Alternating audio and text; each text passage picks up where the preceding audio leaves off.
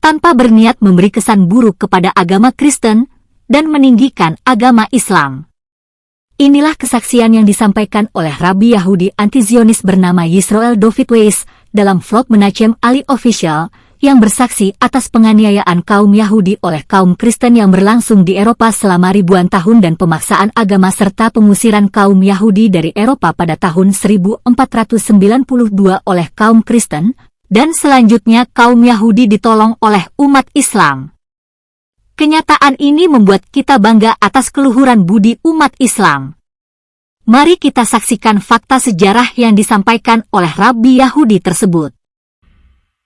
Rabi Yahudi ini berkata, kami dibakar di tiang pancang oleh tentara salib. Dengan kejam mereka memaksa kami berpindah agama dan kami diusir dari Spanyol dan Italia. Kami beruntung ada Islam, rahmat bagi seluruh alam yang mau menerima kami di bawah Kesultanan Utsmaniyah. Tiba-tiba Zionis datang bentukan Inggris menggunakan agama kami sebagai alat untuk menjajah Palestina. Kami tidak terima. Kami malu kepada umat muslim yang telah membantu kami. Kami berdoa kepada Tuhan semoga negara Zionis palsu ini dibubarkan secepatnya.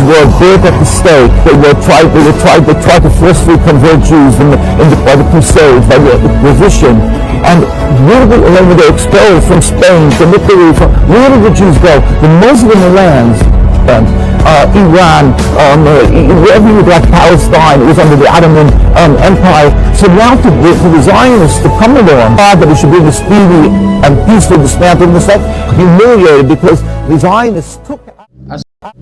Bagaimanakah sebenarnya kisah penderitaan kaum Yahudi tersebut? Inilah komentar atas sebagian kisahnya dari Notebook LM. Selamat menyaksikan. Kali ini kita bakal ngobrolin salah satu babak sejarah yang paling kelam, Inkuisisi Portugis. Tapi kita nggak akan lihat ini sebagai sekedar peristiwa sejarah aja ya.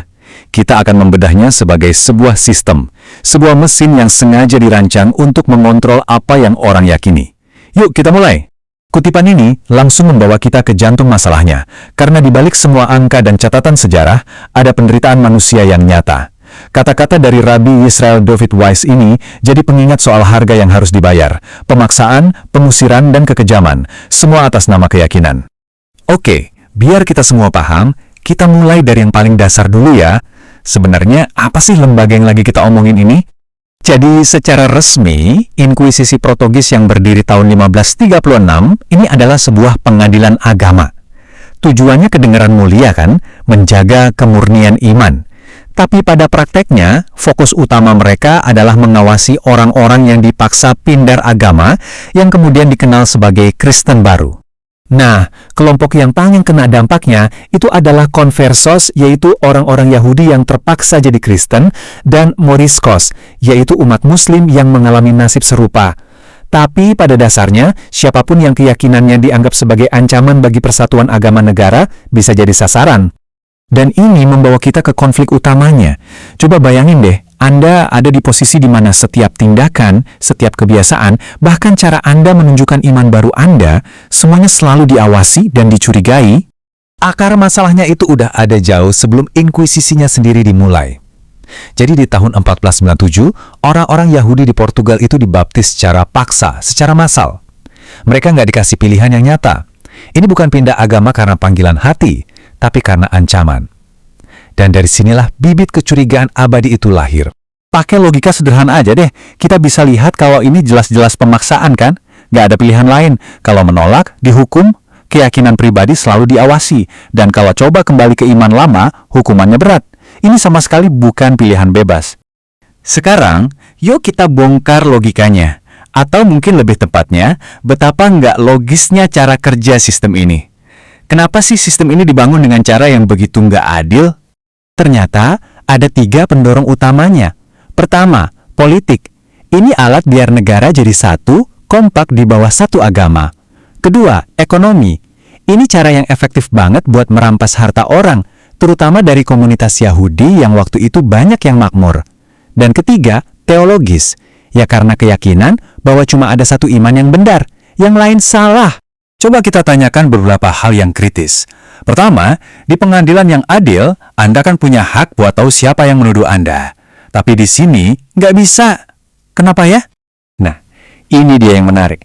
Alasan resminya kedengaran masuk akal, yaitu untuk melindungi saksi. Tapi secara logika, ini kan melumpuhkan terdakwa. Coba pikirin, gimana caranya Anda membela diri dari tuduhan yang datang dari orang yang Anda bahkan nggak tahu siapa? Sistem ini memang dirancang supaya tuduhan itu hampir mustahil untuk dibantah. Lanjut, salah satu hal yang paling terkenal dari inkuisisi, penyiksaan. Kalau tujuannya adalah mencari kebenaran, kenapa harus pakai metode yang sebegitu brutalnya? Dan lagi-lagi, kita lihat cacat logikanya. Dalih mereka, ini adalah prosedur hukum yang standar pada zaman itu. Tapi, pakai akal sehat aja deh. Pengakuan yang didapat dari siksaan itu bukan bukti kebenaran. Itu cuma bukti kalau orang akan bilang apa saja demi menghentikan rasa sakitnya. Pertanyaan ketiga, ini soal uang. Kenapa setiap hukuman untuk bidat selalu diakhiri dengan penyitaan seluruh harta benda si terdakwa? Alasan resminya yaitu bagian dari hukuman. Tapi cacat logikanya kelihatan jelas banget. Ini menciptakan konflik kepentingan yang luar biasa. Kalau negara dapat untung dari setiap orang yang dihukum, ya jelas ada insentif buat terus mencari lebih banyak pendosa, terutama yang kaya. Dan ini mungkin pertanyaan yang paling penting. Di dalam sistem yang seperti ini, apa ada jalan keluar? Gimana caranya Anda membuktikan kalau Anda setia? Disinilah letak jebakan yang paling cerdik sekaligus paling kejam. Jadi, kalau Anda nggak terlalu taat beragama, Anda dicurigai masih mempraktikkan iman lama. Tapi kalau Anda kelihatan sangat taat, Anda malah dicurigai lagi. Dianggap cuma pura-pura buat menutupi sesuatu. Intinya apa? Nggak ada cara buat menang. Kecurigaan itu adalah kondisi permanen Anda. Lalu, apa dampak jangka panjang dari sistem yang berjalan ratusan tahun ini? Mari kita lihat warisan apa yang ditinggalkannya. Skala waktunya benar-benar mengejutkan. Dari pembaptisan paksa di tahun 1497 sampai akhirnya dihapuskan di tahun 1821, sistem ini berjalan lebih dari 280 tahun. Bayangkan, hampir 3 abad hidup di bawah bayang-bayang ketakutan dan pengawasan. Konsekuensinya benar-benar menghancurkan. Ribuan nyawa melayang dalam ritual eksekusi publik yang mengerikan.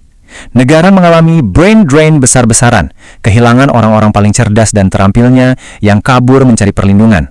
Ini bukan cuma tragedi kemanusiaan, tapi juga kerugian strategis yang besar bagi Portugal sendiri. Jadi, apa pelajaran yang bisa kita ambil dari semua ini? Apa inti dari persilangan antara iman dan kekuasaan yang salah kaprah ini? Nah, ini dia kesimpulan kuncinya. Cacat paling mendasar dari inkuisisi adalah asumsi bahwa keyakinan bisa diatur oleh negara. Padahal, keyakinan sejati itu datangnya dari dalam, gak bisa dipaksakan dari luar. Setiap upaya untuk memaksa keyakinan hanya akan melahirkan ketakutan, kepura-puraan, dan penderitaan. Kutipan ini dengan cerdas merangkum dampak sosialnya. Sistem ini bikin anggota keluarga saling melaporkan satu sama lain, menghancurkan fondasi kepercayaan dalam masyarakat.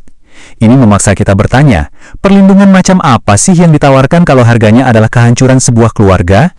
Saya akan tinggalkan Anda dengan satu pertanyaan terakhir untuk kita renungkan. Jika sebuah sistem yang dirancang untuk memaksa iman ternyata tidak bisa menciptakan iman yang sejati, lalu apa yang sebenarnya dihasilkannya? Kepatuhan, ketakutan, kemunafikan, mungkin sesuatu yang jauh lebih gelap dari itu. Terima kasih sudah menyimak.